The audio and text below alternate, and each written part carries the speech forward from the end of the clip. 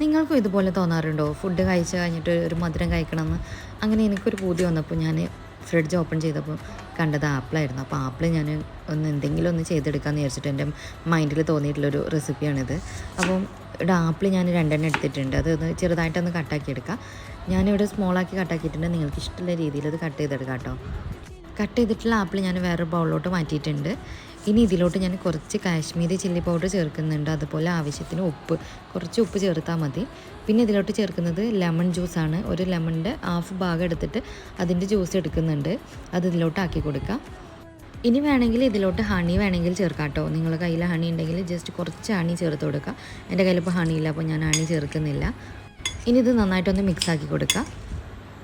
അപ്പോൾ ഇതാ ഞാനിവിടെ മിക്സാക്കി എടുത്തിട്ടുണ്ട്. നമ്മൾ ആപ്പിൾ സാലഡ് ഇവിടെ റെഡിയാണ്. നല്ല ടേസ്റ്റ് ആട്ടോ. നല്ല ഉപ്പും പുളിയും മധുരമൊക്കെ ആയിട്ട് കഴിക്കാൻ നല്ല ടേസ്റ്റാണ്. അപ്പോൾ എല്ലാവരും ഒന്ന് ട്രൈ ചെയ്ത് നോക്കാം കേട്ടോ.